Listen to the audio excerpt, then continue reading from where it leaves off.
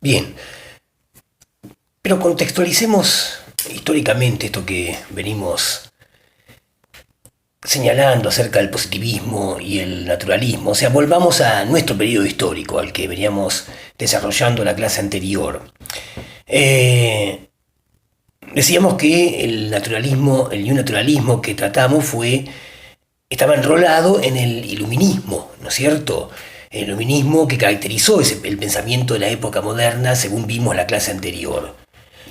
Uno de los autores que nombramos, por ahí el último históricamente, Kant, digamos, podríamos decir que es como una perla de ese iluminismo, ¿no es cierto? El punto álgido, si queremos, ¿no? De los autores que nombramos. Y Kant, digamos, pensó su época, digamos, él tuvo conciencia del espíritu de su época y caracterizó justamente a la ilustración en un trabajo que es la ilustración, Aufklärung, la ilustración, Aufklärung en alemán.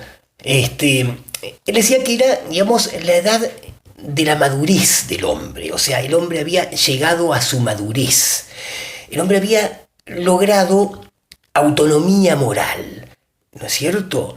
Es decir, digamos, ya no, la madurez tiene que ver con la no ligazón con algún padre, ¿no es cierto? Tiene que ver en este caso con no pedir prestados servicios a la teología. El hombre, digamos, piensa por sí mismo, logra su autonomía moral.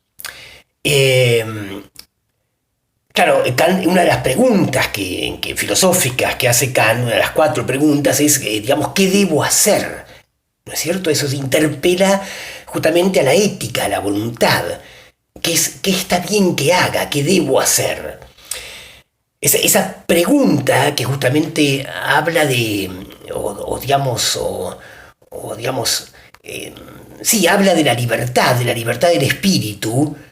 No podemos conocer, ¿no es cierto?, la libertad del espíritu, pero sí podemos palparla en esa pregunta, ¿qué debo hacer?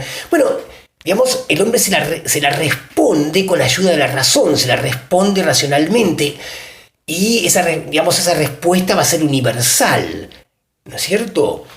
Hay una tensión ahí en Kant entre la autonomía y la universalidad.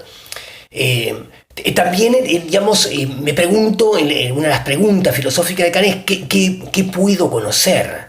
¿No es cierto? Los límites del conocimiento, qué puedo conocer y qué no puedo conocer, también es una respuesta que da la filosofía de Kant, ¿no es cierto? Es decir, digamos, la razón vinculada con el entendimiento, la crítica de la razón pura que escribe Kant, ¿no es cierto? Y la razón vinculada con la voluntad, ¿no? La crítica de la razón práctica, la voluntad racional. No solamente el conocimiento es racional, sino que también la acción y la voluntad son racionales.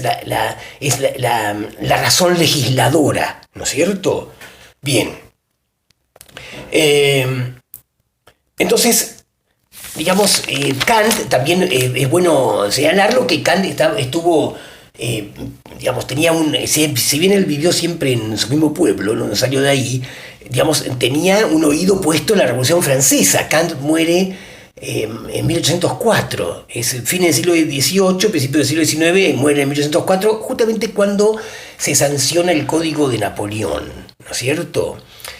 Y entonces hablamos de la Revolución Francesa, y entonces esto nos lleva a el contexto histórico justamente, a hablar un poco, a señalar algo que tal vez quedó un poco flojo en la clase anterior, digamos, algunas cuestiones digamos, social y política que se desarrollaba en la modernidad.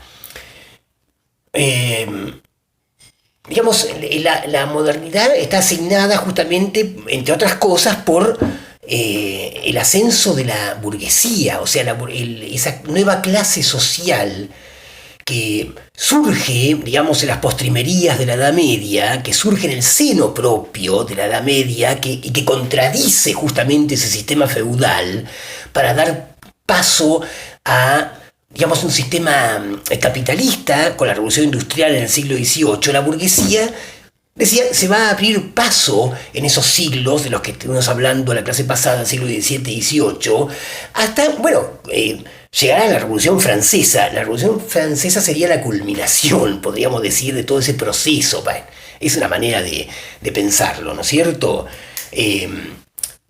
Todo lo que digo puede ser repensado, puede ser rebatido. Entonces, señaló entonces dos aspectos jurídicos vinculados con esa era, ¿no es cierto?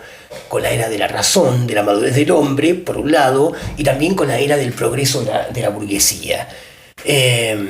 Como estoy en casa, no, a veces escucho ruidos como que alguien va a entrar y demás, pero bueno, no va a haber problema. Entonces, decía, ¿cuál era el requerimiento de la burguesía? Bueno, de algún modo la reformulación del derecho común, la reformulación del derecho civil, ¿no es cierto? El derecho común, digamos, el que regula las relaciones privadas.